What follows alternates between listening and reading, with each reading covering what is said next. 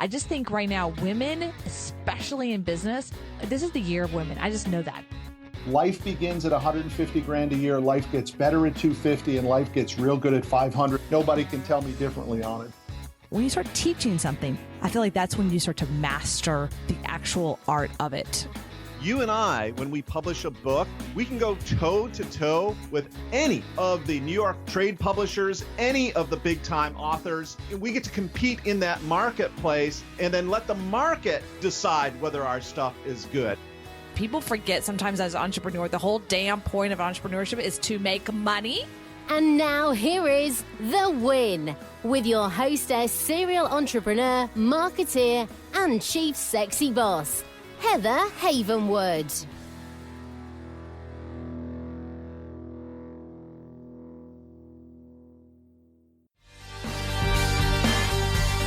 Have you ever wanted to stop the 9-to-5 grind and start your own company? Do you want to have more control of your income and your time? Then now is that moment to start and grow a successful business. As a female entrepreneur, I have succeeded. I have bit the dust. I have bounced back to growth and prosperity. But this would not have been possible without first taking the leap and owning my own business. But I didn't do it alone. I hired my first business coach 13 years ago.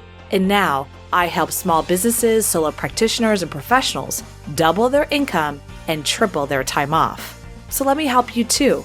My gift to you today is a free one-on-one strategy session. So go to coachwithheather.com, coachwithheather.com, and let me help you double your income and triple your time off.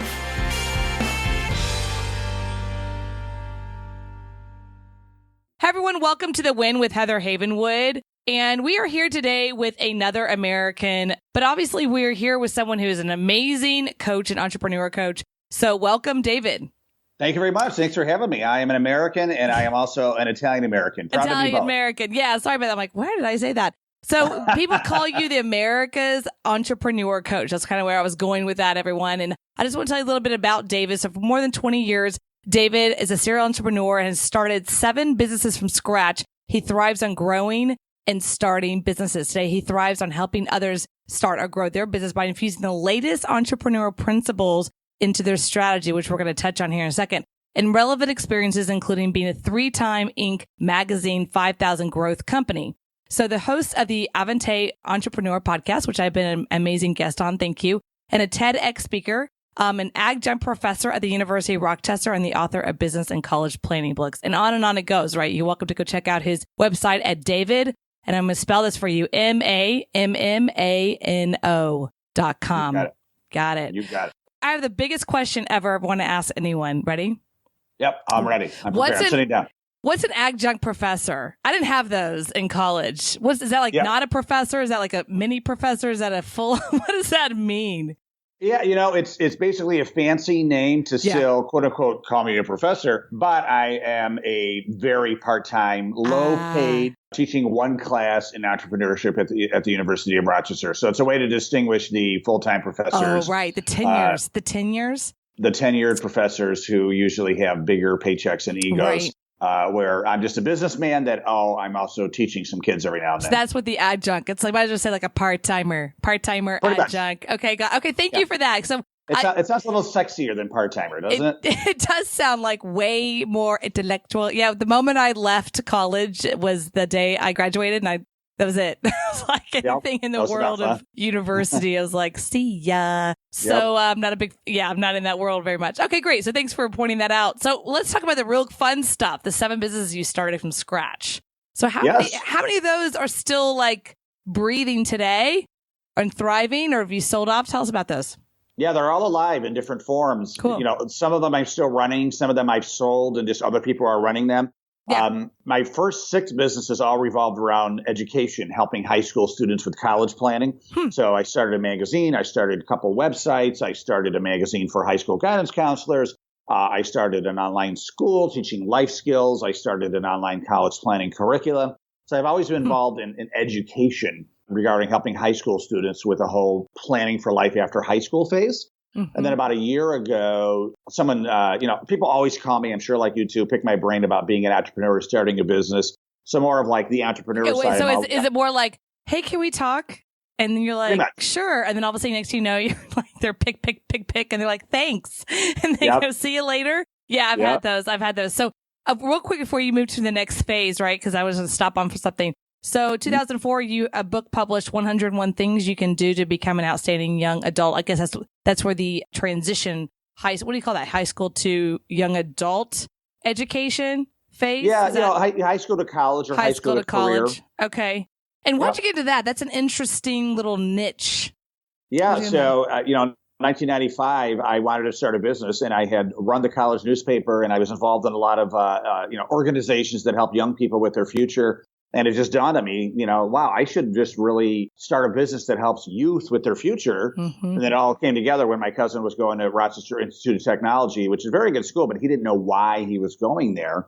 So I thought, oh my God, how many kids go to college and really don't know why they are there or why they're going? And I thought, wouldn't it be neat to start a magazine to actually help high school students with planning for life after high school, but while they're still in high school? So that was the genesis of the idea of just helping young people with their future while they're in high school. That's a real, so a couple things, guys, and just shout out. So what he started was an information marketing business, which is something that I constantly am hounding that everyone should have an information marketing business where they're educating a particular niche, to move them from X to Y or whatever it is. So this is interesting. Now, I'll say my experience from that phase from when I was 17, 18, and it looked something like this. I was in a cheerleading / drill team.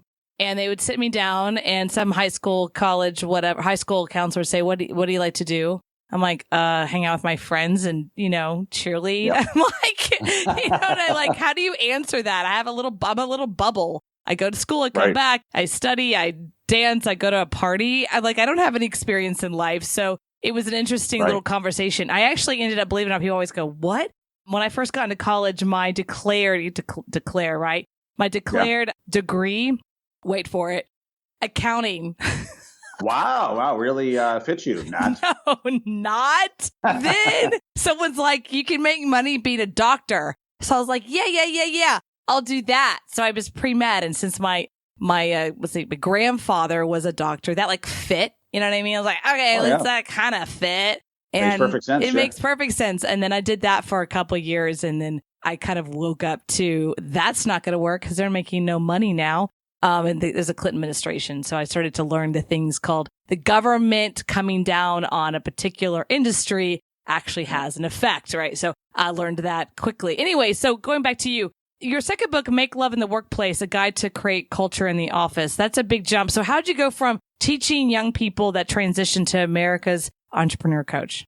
Yeah, so a lot of young people, recent college grads, just millennials, these are the ones that would call me and say, hey, Dave, we thinking about starting a business, and can I pick your brain that we're talking about? And I always say, yeah, let's meet for coffee, breakfast, whatever. And I hope you're taking notes and pick my brain, and let's do this. So what happened was I never was a college planner. I never was like an ex-guidance counselor. Like you said, I was the aggregator of the content through the magazine and the website. We would just help students with college planning. But I never was a college planner. I always was an entrepreneur, and that's what I felt very comfortable with. So one day, about a year ago, this guy called me, and he was about 25, and he just called out of the blue to thank me, to say, hey, I met with you 5 years ago, and when I wanted to start a business, and took tons of notes. It's going really well.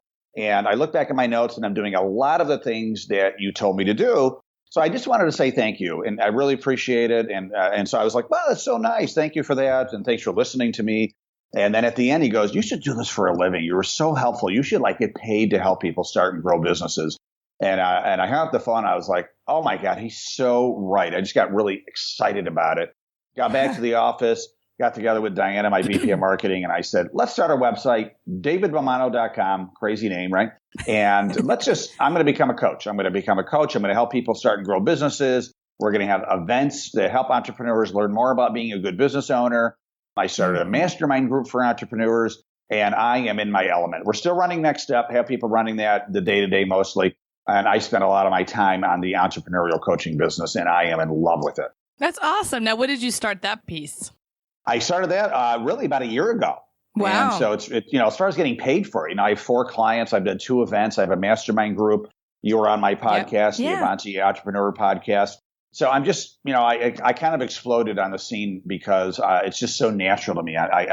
as they say, I have mojo with it, right? So I'm just loving it. Mojo. And are you now? That's interesting. You said that. So you've only been doing it for a year. Now, people ask me this all the time as a coach myself, right? So we're colleagues, as we call it. People always ask me, and I wonder if they ask you, why are you a coach? Meaning, do you have any quote unquote, we call that credentials, right? Do they have credentials? What's your feedback or response to that someone asked you that question?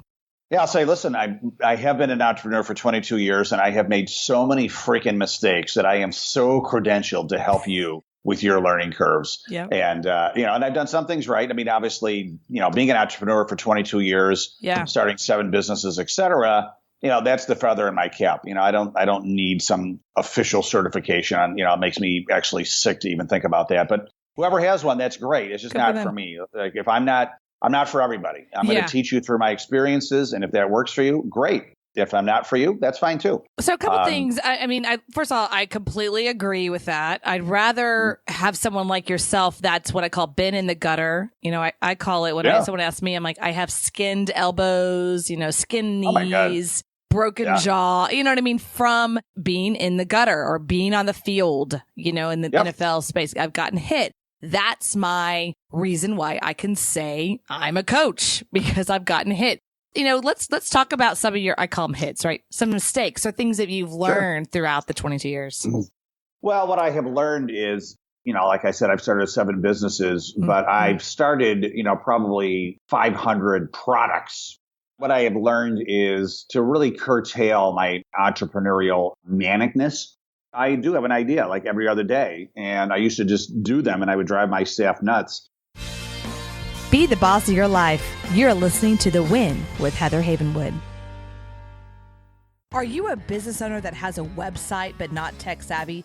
Do you feel like a hostage to your web guy? The better question is, do you have a money funnel so people come to your page and give you money while you sleep? No? Then go watch free video at heathermakesyoumoney.com. Imagine having a money site, not a website, for your self-published book, e-commerce products, local practitioners like chiropractors or lawyers. Get a money site, not a website. Go watch free video at heathermakesyoumoney.com. Be the boss of your life. You're listening to The Win with Heather Havenwood. What I have learned is to, if I have an idea, write it down, flesh it out, put it away, and then look at it again in 2 weeks to see if it's still an exciting idea to me. And then if it is, let's talk about to the team with it. If it's not, let's just throw it away and move on. And that's just been much better for the rhythm of my team. I don't drive them as nuts anymore. And I'm making a lot less mistakes because, it's so funny. I have an idea and I think, oh my God, it's fantastic. And I'm so in love with it. And then 2 weeks later, I'm like, yeah, actually it was kind of stupid. So I think just to really, have a little bit more purposeful process to my idea train has been very, very helpful as I have matured as an entrepreneur. Mature. That's adorable. I matured entrepreneur. I matured. You never matured, David. You don't have that. It doesn't sound like to me. You're fun. That's good. You want to stay with your fun. Now, interesting talking about starter. Have you ever done the Kolbe A exam? In a weird way, it's kind of like the Myers-Briggs, but very different. You ever heard of it? I have heard of Kolbe, and actually, I think I took it maybe about 10 years ago. I've taken so many assessments. Yeah, it's like an assessment. And I don't remember exactly what it said. When I do the DISC, I'm like always 100% D, 100% I, and like 0 on the other 2. So I'm a certified nut. There's no doubt about it. Well, so in the side of the index, I'm just only thinking of the Kolbe because the Kolbe comes up with basically 4 A, B, C, or D, whatever it is. And they have a big one that's called starter, like the starters. And you're a starter. And they always talk about starters. You got to have a finisher. It's like having a head of a horse, but not the butt of the horse, kind of thing. Right. So it sounds like to me, you know that about yourself. You're a starter. You have an idea, an idea, an idea, an idea. And then you've created a team around you that are the finishers, which is critical. Is that, was that conscious decision or was that like, oh, look at that, I've done that? Or is it just very conscious? I think I did it unconsciously at first. I surrounded myself with people that are very different than me. But now I'm very purposeful when I do it. Like if you look at my team now, and what you're talking about is also similar to the book Traction, where Gino Wickman talks about that, usually there's a visionary who would be me. And then there is a implementer who would be what you're talking about, the finisher. And I'm very purposeful in surrounding myself with the latter because, I need people to help me implement my crazy ass ideas. Interesting. Yeah. So traction book, how any startup can achieve explosive customer. That's pretty cool. Get a grip on your business. You can check that out, Gina Wickman. Yeah. That's why I was interesting because the Colby I took a couple of years ago, I was working with a team and they had me take it. And I'm kind of a mix between a starter and an implementer. I do it to a point. I'm not a detailer. You know what I mean? I'm good at managing the details of others. I'm constantly managing and starting and managing. I found that really interesting. And listening to you, it's very conscious, very obvious that you're a starter. You're a starter. And usually starters are men more than women, believe it or not. And that's just in my particular view with, entrepreneurs. It's like they go, go, go, go, go. And then they surround themselves, usually, not all the time, with women who are women or implementers. We're good at taking an idea and implementing it, right? And getting it done. So are we good at managing households and like all that good stuff? Yeah. I think women are just smarter. I'm going to admit it. I really do. I think they're just smart. I think men are more like ready, fire, aim. And women are really good at saying, wait, let me grab that gun. Let's aim and then we'll fire. Right. So, it's just, generally speaking, but I think that tends to happen more often. Thank you. Now, speaking of women, you just did an event recently for women. I did. Yeah, let's talk about that. What was that? Well, I love women. I sound like Donald Trump, right? Nobody loves women more than me. And wait, that is a stack phrase. Like, I love women. Yeah. Anyway, I love women. No. So I just did an event. I have these Avanti summits, and they're one-day boot camps for entrepreneurs, and I try to have themes around them. So I had one in the fall, and the theme was just celebrating entrepreneurial women. And I did it locally on upstate New York, and we did it locally, and we just celebrated some really great women entrepreneurs here. One woman, her name is Kitty Van Bortel. She started a Subaru dealership about 20 years ago, and now she is the number one Subaru dealership in the country. Wow. And not women, I mean, like anybody, right? And then she also is the Time Magazine Car Dealer of the Year. Not women car dealer, anybody. So so she was our keynote, right? I mean, she's just kicking butt. And then just a lot of other local celebrities that have done really well in business. And we had like 200 attendees and lots of sponsors and just great content. It was just a wonderful day of learning and incredible energy. Yeah, I met you on the podcast. It was like a day or two after your event. You're like, I'm exhausted. I remember that. Sorry. No, that's good. That's fine. And events are exhausting. It's like a momentum for like weeks, And then like, ta-da, the event. And there's like, whoosh, crash, So I kind of miss the up and down. So let's move into a little bit more of the EO organization, if you don't mind. I'm really interested. It sounds like you're part of that organization. Can you tell us more about that and what that is, and for our listeners, and what's your involvement? Absolutely. So I just got out of EO after about 13 years because a lot of the things that I'm doing with my business they're a little similar, and I didn't want anybody to think I was being competitive. So it was time for me to move on. But that being said, it is an incredible organization. I started my local chapter back in 2003, and now it's completely global. Vern Harnish was the guy that founded it. At the time, it was called YEO, Young Entrepreneurs Organization. And then, they wanted us to stay in as we got older. So they dropped the Y, and now it's just EO. There's local events, regional, national, international events, and it's just, incredible learning organization. I learned a ton from speakers, from their events. Locally, they have what's called a forum where we 8 to 10 of us would get together once a month, private, confidential, share experiences, try to help each other. And you really form like a brother sisterhood with these people. They become family. So, for any entrepreneur thinking about something that they need to join to bring their game to the next level, EO is a marvelous organization. Yeah, no, I've heard good things about it. I've never been a part of it. So what would be the difference between, someone just saying, hey, I'm going to be part of an organization like EO. There's a lot of organizations out there. Okay, so we're not picking on EO here. There's also really a lot of great organizations versus hiring a coach. So this is a question I get all the time. Why would I hire a coach if I'm doing well? Or why would I hire a coach if I think I'm amazing?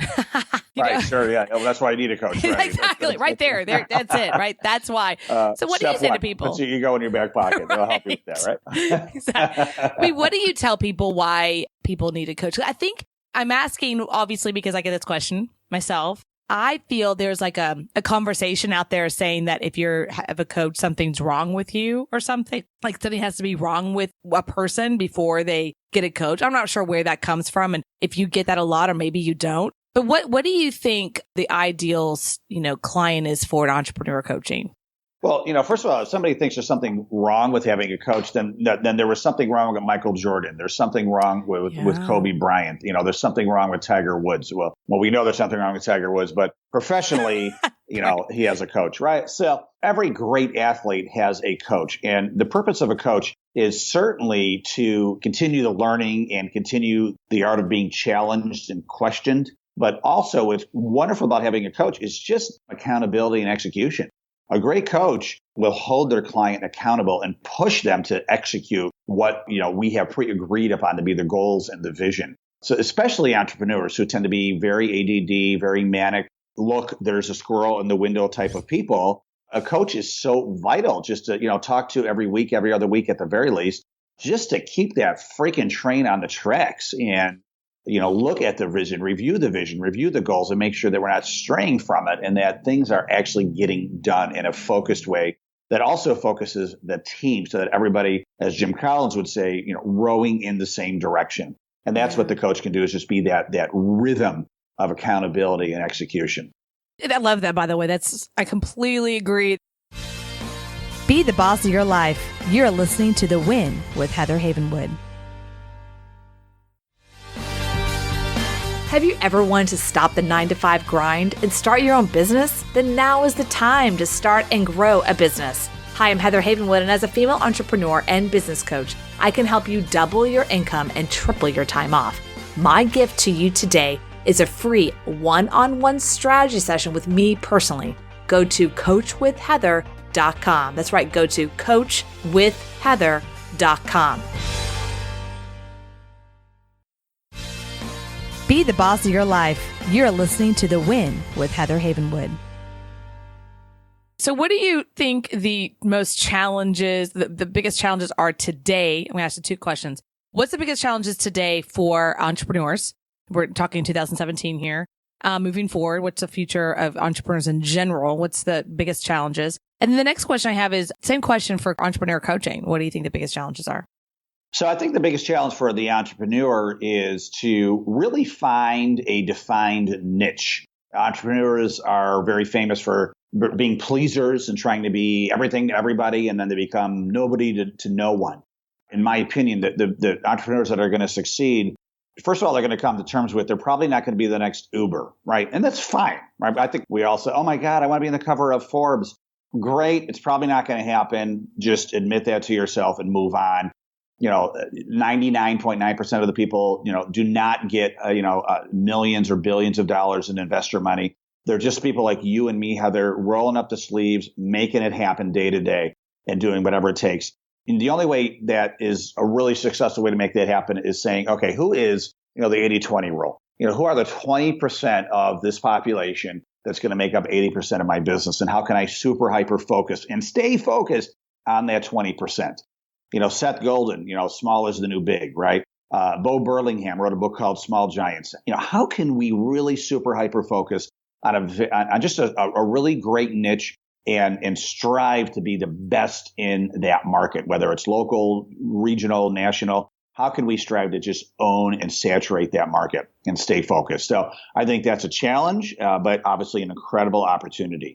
Your next question was, what's the challenge for actual coaches? For entrepreneur coaches.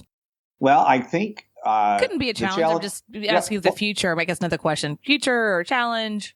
Yeah, I think that the challenge for me is to there's kind of a difference between a coach and a consultant. The consultant starts to get like knee deep into business and start like doing some work, and a coach really, Michael Jordan's coach wasn't taking the shots for him, right?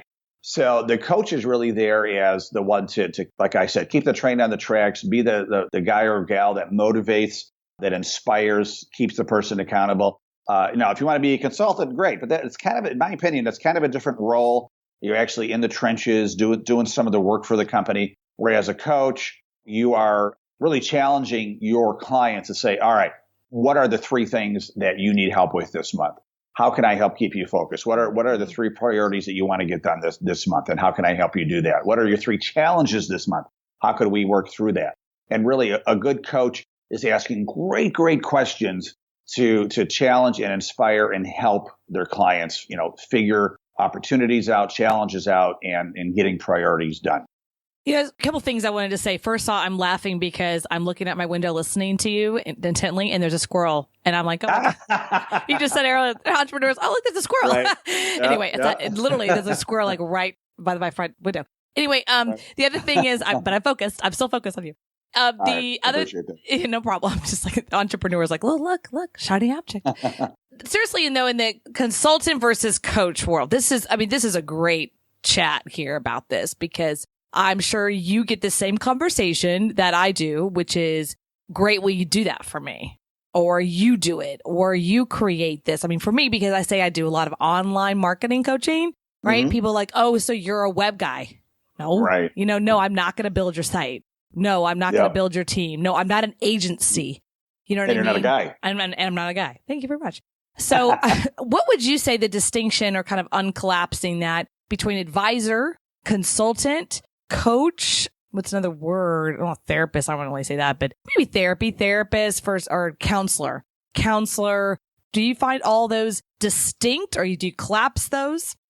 Well, I think that they should be very distinct. And I think it goes to setting expectations. One of the things I tell my clients is, I'm never going to care as much as you do. You always need to care more than I do. You need to bring me things, and I'm going to help you through these. So it's just really establishing expectations of what a coach is and how I'm going to help you, and what does success look like. Because if you leave it nebulous, they're going to start to, not feel that you're worth the money, because, you're not doing the work. Heather, she had this great idea, but she's not implementing this email campaign for me. What the heck? But if you were like upfront about like, no, this is what I do. This is the value you're going to receive, right? So I charge $2,500 a month. So it's $30,000 a year. And I tell people, and people are like, oh, whoa, that's a lot. And I say, okay, how much do you pay your receptionist? And, it's usually between 25 and 30, maybe 20. Say, okay, listen, if I am not much more valuable than your receptionist, then listen, you're going to get your money back. I mean, for that amount, we're going to talk about like, how are we going to streamline your business, streamline your leadership, streamline your organizational development, put your marketing and sales through the entrepreneurial lens, your strategy through the entrepreneurial lens.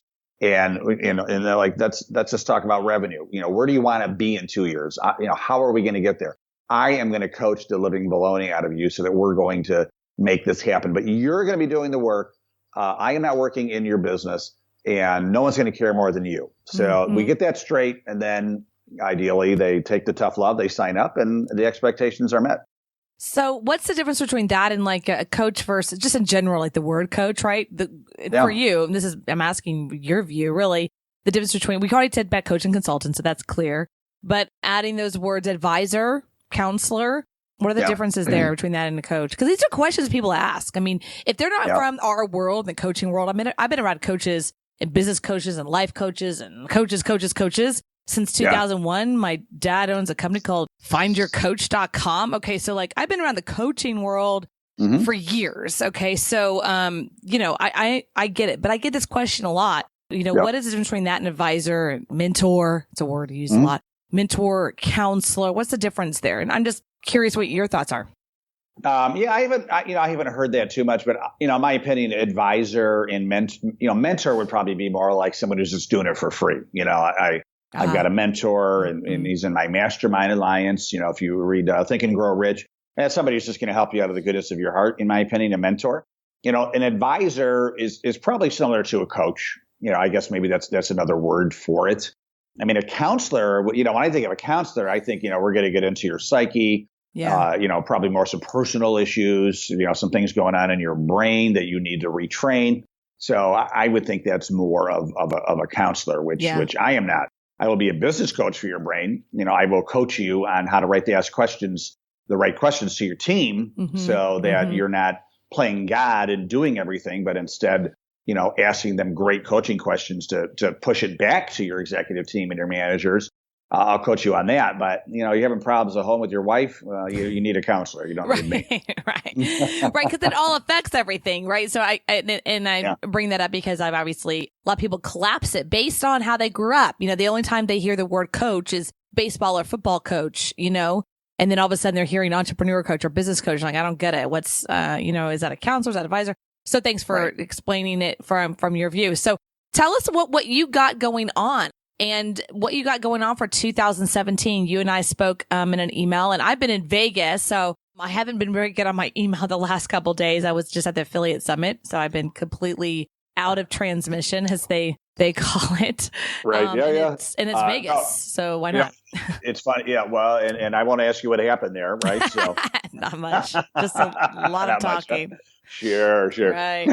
Now, what's happening for me is, and I think I owe you an email. I forgot. I'm an email quicksand myself, so I apologize. I feel so bad. I saw someone this morning who she's like, you need to email me back about our meeting. And it was like a week ago. I'm like, I'm so sorry. I hate email. Just say I'm an entrepreneur that's like shiny objects. And Yeah. Oh, yeah. No, listen, I was about to answer your email, and then I saw a squirrel. So I'm really apologetic. That's okay. Very sorry. So what's going on for me is, still doing my coaching business, of course, always trying to get more clients to help. I've had a lot of people contact me about learning how to be a coach. So I'm actually starting a coaching school in New York City. It's going to be in April 6th and 7th. And I'm doing a 2-day coaching school where I'm going to train people on how to be a business coach, and, train them on my curriculum. And then also spend a half day on training them on actually how to get business, right? How to create revenue through their coaching business. So very excited about that. I'm doing 2 more summits. So Avanti means next step in Italian. So my entrepreneur business is called Avanti. Are you Italian? Just really? A little bit. No. Yeah. I'm kidding. I don't know if you could smell me through Skype right now, but I actually smell like garlic. So. Do you really? Oh, yeah. I'm giving you a hard time. I know you're Italian.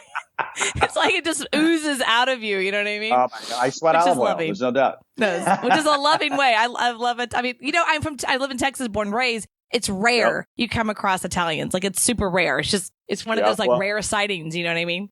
That it's very funny. In New York, in upstate New York, it's like every other person's Italian. Italian, I'm Italian. What are you doing? What? When I was a little kid, we moved down to, and this is in the 70s, my dad worked for Kodak, and we got transferred to Atlanta, Georgia. And, so being an Italian Catholic, I went from like upstate New York, Italian Catholic, like everyone's like me, to like, you're Italian, What's Italian? I don't understand. I mean, even at 6 years old, I felt like a complete minority, You were. I was. Welcome. Yeah, that's kind of odd to be an Italian in Georgia. So you're an Italian in Georgia? I think you missed a turn. Yeah, especially back then. I was in Marietta, Georgia, 1976. Oh my gosh. Yeah, that's Southern right there. Be the boss of your life. You're listening to The Win with Heather Havenwood.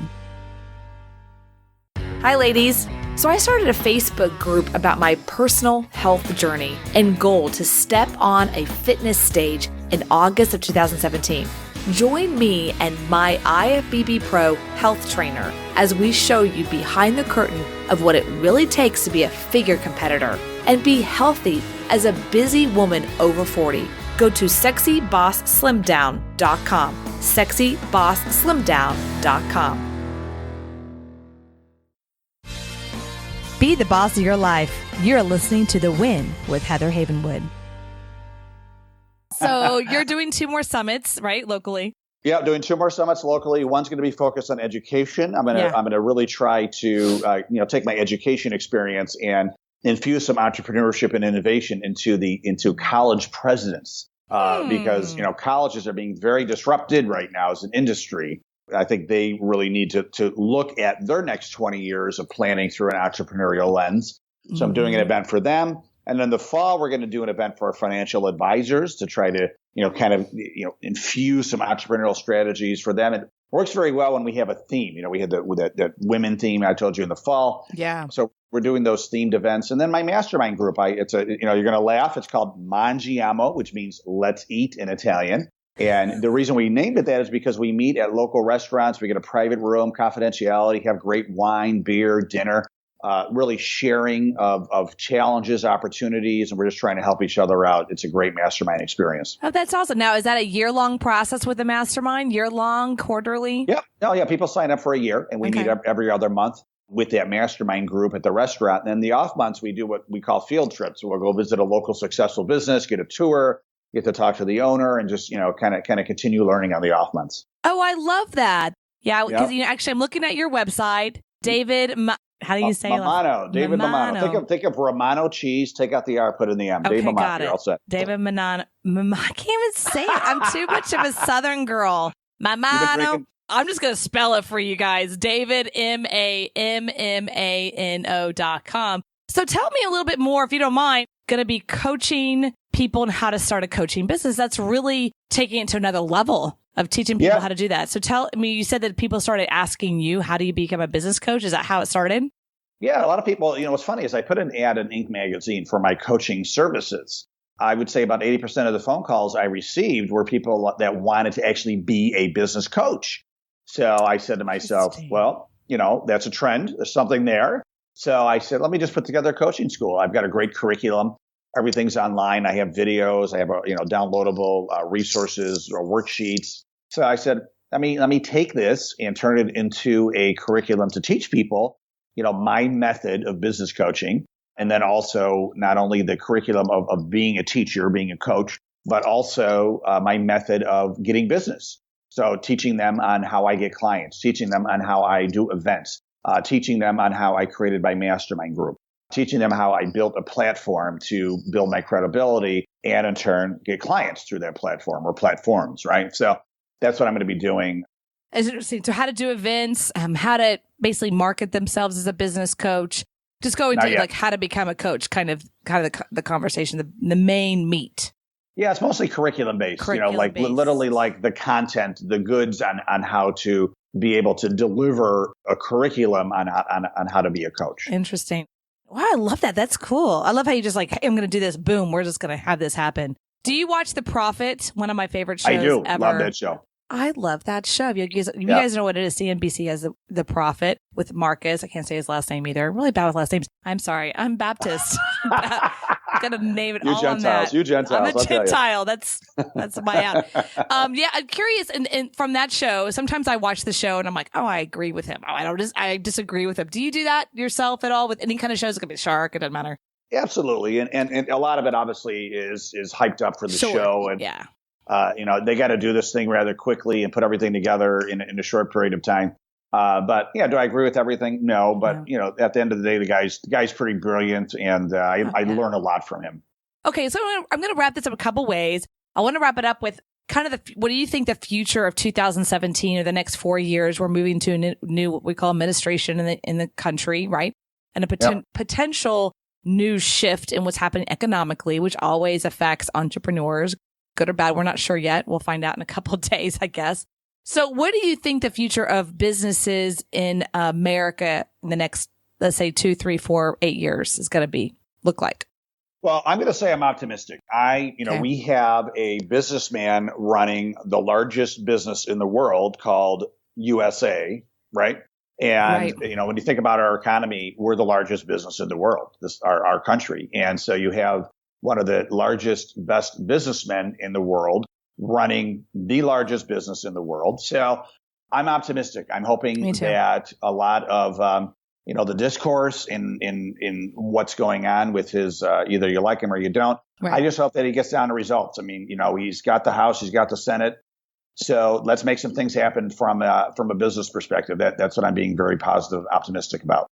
Yeah, me too. I'm very excited about that. So, and it's not about really, of course, policy does obviously affect, but at the same time, it's the mindset of how he sees things. At the end of the day, it's a business conversation, versus a policy conversation. You know what I mean? So I'm looking forward to it. Awesome. Well, I just want to, say you guys got to check out David. I'm going to say his website again. David, MAMMANO.com. I'm not going to try to say it because I don't want to screw it up. I'm a Gentile. That's my reason. So David Mammano. I'm gonna record it. I'm gonna send you a recording of it. You could fall asleep to it every night. Oh my God. You'd be dreaming about me. David Mammano. I'm dreaming about an Italian guy from New York. Italian guy from New York. Well, thank you so much. I really appreciate it. Where else can they find your website? Not only your website, we just said that, but also any of your books or your podcasts, anything that you want to share about your next event coming up and anything like that. Yeah. So davidmammano.com is my own core website, but the name of my business is AvantiEntrepreneurGroup.com. And that's where we have my podcast. That's where we have information about what's going on with our events and anything we're doing a broader perspective of our entrepreneur business. So davidmammano.com and AvantiEntrepreneurGroup.com. Awesome. Any last words? Anything you want to share? Say, hey, come join anything, or where we find you? Facebook, Twitter? Where's your thing? Go to Facebook, search for me. I think I'm the only David Mammano on Facebook and Twitter and all that good stuff. LinkedIn. Please friend me. Listen, I love people. I love helping people. If you want to just have a free conversation about what you're doing and see if I can help you at all, happy to do that. David at davidmammano.com. I'm a people person, so reach out to me and love to talk to you. Awesome. Thank you for that, David. All right, guys, this is the Heather Havenwood with The Win. Check it out at heatherhavenwood.com. All right, guys, see you next time. Thank you for listening to The Win with Heather Havenwood. Interested in coaching with Heather? Go to heatherhavenwood.com and sign up for a business discovery consultation. Here is your free gift for listening. Get 3 audio chapters of Heather's book, Sexy Boss, How Women Empowerment is Changing the Rulebook, when you text the word sexy to 72000. Again, text the word sexy, that is SEXY, to 72000, and receive your 3 audiobook chapters. Number is good only in North America. This is a Sexy Boss Wrap. This podcast is a copyright of Havenwood Worldwide, LLC.